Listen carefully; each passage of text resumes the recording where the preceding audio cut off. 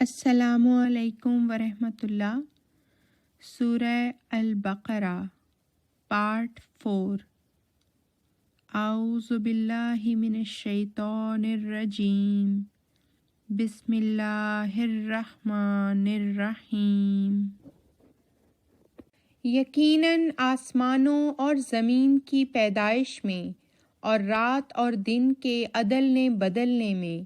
اور ان کشتیوں میں جو سمندر میں اس سامان کے ساتھ چلتی ہیں جو لوگوں کو فائدہ پہنچاتا ہے، اور اس پانی میں جو اللہ نے آسمان سے اتارا، پھر اس کے ذریعہ سے زمین کو اس کے مردہ ہونے کے بعد زندہ کر دیا، اور اس میں ہر قسم کے چلنے پھرنے والے جاندار پھیلائے، اور اسی طرح ہواؤں کے رخ بدل بدل کر چلانے میں اور بادلوں میں جو آسمان اور زمین کے درمیان مسخر ہیں، عقل کرنے والی قوم کے لیے نشانات ہیں۔ اور لوگوں میں سے ایسے بھی ہیں جو اللہ کے مقابل پر شریک بنا لیتے ہیں، وہ ان سے اللہ سے محبت کرنے کی طرح محبت کرتے ہیں، جبکہ وہ لوگ جو ایمان لائے اللہ کی محبت میں ہر محبت سے زیادہ شدید ہیں۔ اور کاش وہ لوگ جنہوں نے ظلم کیا سمجھ سکیں جب وہ عذاب دیکھیں گے کہ تمام تر قوت ہمیشہ سے اللہ ہی کی ہے، اور یہ کہ اللہ عذاب میں بہت سخت ہے۔ جب وہ لوگ جن کی پیروی کی گئی ان لوگوں سے بیزاری کا اظہار کریں گے جنہوں نے ان کی پیروی کی، اور وہ عذاب کو دیکھیں گے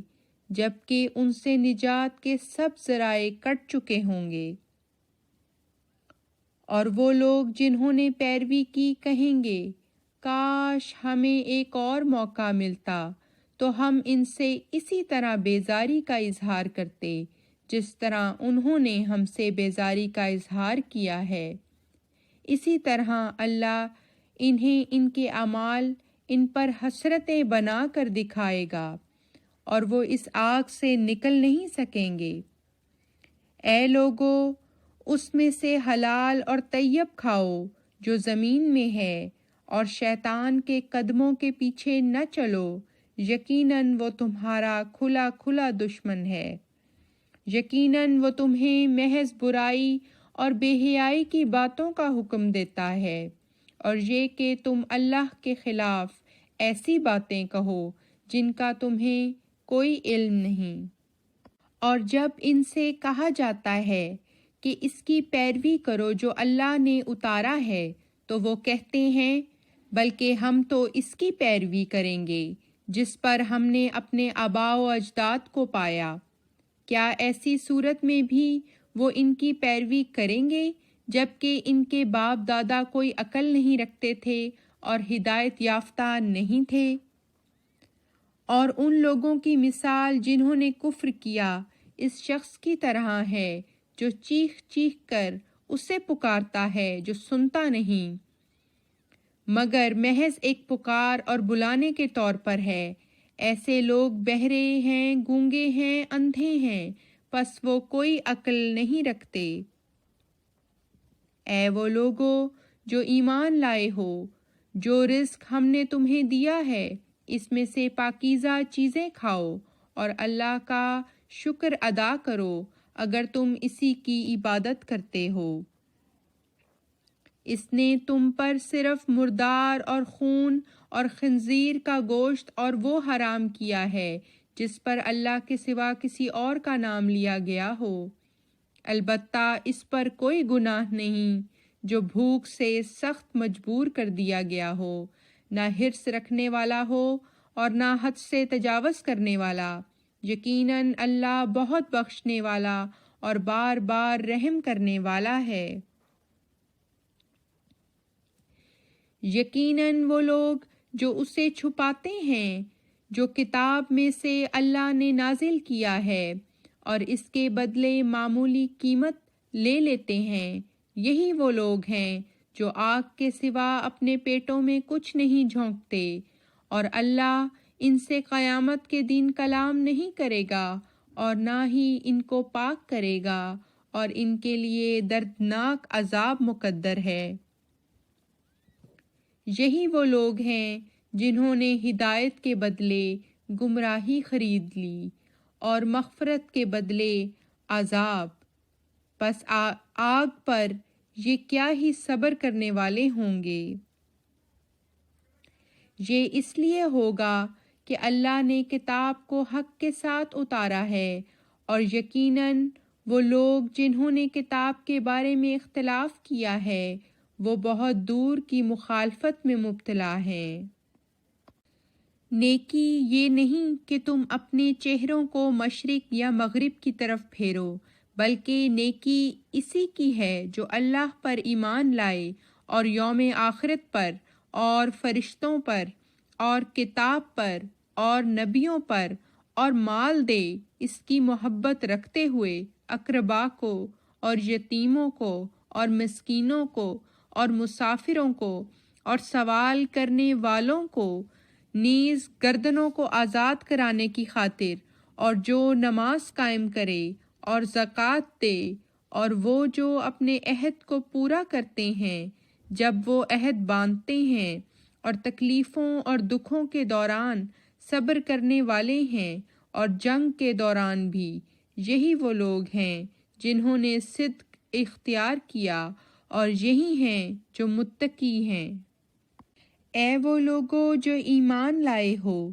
تم پر مقتولوں کے بارے میں قصاص فرض کر دیا گیا ہے۔ آزاد کا بدلہ آزاد کے برابر، غلام کا بدلہ غلام کے برابر، اور عورت کا بدلہ عورت کے برابر لیا جائے، اور وہ جسے اس کے بھائی کی طرف سے کچھ معاف کر دیا جائے تو پھر معروف طریق کی پیروی اور احسان کے ساتھ اس کو ادائیگی ہونی چاہیے۔ یہ تمہارے رب کی طرف سے رعایت اور رحمت ہے، پس جو بھی اس کے بعد زیادتی کرے تو اس کے لیے دردناک عذاب مقدر ہے۔ اور تمہارے لیے قصاص کے نظام میں زندگی ہے، اے عقل والو، تاکہ تم تقوی اختیار کرو۔ تم پر فرض کر دیا گیا ہے کہ جب تم میں سے کسی کو موت آئے، اگر وہ کوئی مال ورثہ چھوڑ رہا ہو تو وہ اپنے والدین کے حق میں اور رشتہ داروں کے حق میں دستور کے مطابق وصیت کرے، متقیوں پر یہ لازم ہے۔ پس جو اسے اس کے سن لینے کے بعد تبدیل کرے تو اس کا گناہ انہی پر ہوگا جو اسے تبدیل کرتے ہیں۔ یقیناً اللہ بہت سننے والا اور دائمی علم رکھنے والا ہے۔ پس جو کسی موسی سے اس کے ناجائز جھکاؤ یا گناہ کے ارتکاب کا خدشہ رکھتا ہو، پھر وہ ان وارثوں کے درمیان اصلاح کر دے تو اس پر کوئی گناہ نہیں۔ یقیناً اللہ بہت بخشنے والا اور بار بار رحم کرنے والا ہے۔ اے وہ لوگو جو ایمان لائے ہو، تم پر روزے اسی طرح فرض کر دیے گئے ہیں جس طرح تم سے پہلے لوگوں پر فرض کیے گئے تھے، تاکہ تم تقوی اختیار کرو۔ گنتی کے چند دن ہیں، پس جو بھی تم میں سے مریض ہو یا سفر پر ہو تو اسے چاہیے کہ وہ اتنی مدت کے روزے دوسرے ایام میں پورے کرے، اور جو لوگ اس کی طاقت رکھتے ہوں ان پر فدیہ ایک مسکین کو کھانا کھلانا ہے۔ پس جو کوئی بھی نفلی نیکی کرے تو یہ اس کے لیے بہت اچھا ہے، اور تمہارا روزے رکھنا تمہارے لیے بہتر ہے اگر تم علم رکھتے ہو۔ رمضان کا مہینہ جس میں قرآن انسانوں کے لیے ایک عظیم ہدایت کے طور پر اتارا گیا، اور ایسے کھلے نشانات کے طور پر جن میں ہدایت کی تفصیل اور حق و باطل میں فرق کر دینے والے امور ہیں، پس جو بھی تم میں سے اس مہینے کو دیکھے تو اس کے روزے رکھے، اور جو مریض ہو یا سفر پر ہو تو گنتی پوری کرنا دوسرے ایام میں ہوگا۔ اللہ تمہارے لیے آسانی چاہتا ہے اور تمہارے لیے تنگی نہیں چاہتا، اور چاہتا ہے کہ تم سہولت سے گنتی کو پورا کرو اور اس ہدایت کی بنا پر اللہ کی بڑائی بیان کرو جو اس نے تمہیں عطا کی، اور تاکہ تم شکر کرو۔ اور جب میرے بندے تجھ سے میرے متعلق سوال کریں تو یقیناً میں قریب ہوں، میں دعا کرنے والے کی دعا کا جواب دیتا ہوں جب وہ مجھے پکارتا ہے، پس چاہیے کہ وہ بھی میری بات پر لبیک کہیں اور مجھ پر ایمان لائیں تاکہ وہ ہدایت پائیں۔ تمہارے لیے ماہ سیام کی راتوں میں اپنی بیویوں سے تعلقات جائز قرار دیے گئے ہیں، وہ تمہارا لباس ہیں اور تم ان کا لباس ہو۔ اللہ جانتا ہے کہ تم اپنے نفسوں کا حق مارتے رہے ہو، پس وہ تم پر رحمت کے ساتھ جھکا اور تم سے درگزر کی، لہٰذا اب ان کے ساتھ بے شک ازدواجی تعلقات قائم کرو اور اس کی طلب کرو جو اللہ نے تمہارے حق میں لکھ دیا ہے، اور کھاؤ اور پیو یہاں تک کہ فجر کے ظہور کی وجہ سے صبح کی سفید دھاری رات کی سیاہ دھاری سے تمہارے لیے ممتاز ہو جائے، پھر روزے کو رات تک پورا کرو اور ان سے ازدواجی تعلقات قائم نہ کرو جبکہ تم مساجد میں اعتکاف بیٹھے ہوئے ہو،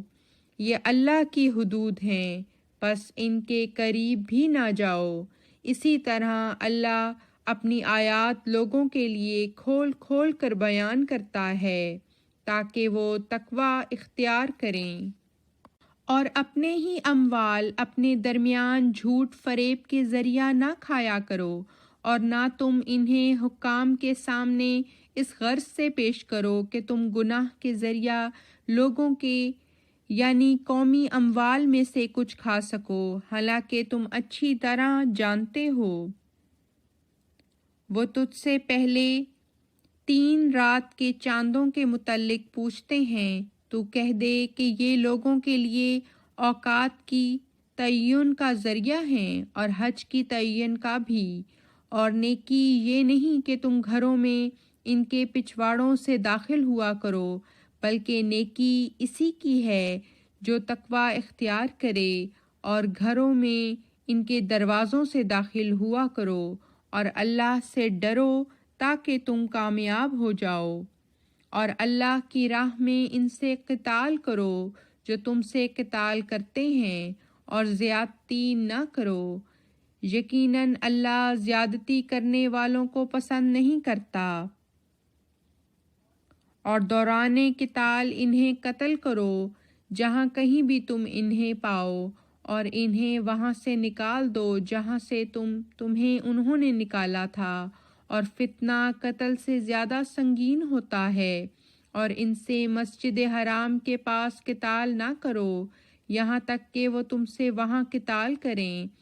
پس اگر وہ تم سے قتال کریں تو پھر تم ان کو قتل کرو، کافروں کی ایسی ہی جزا ہوتی ہے۔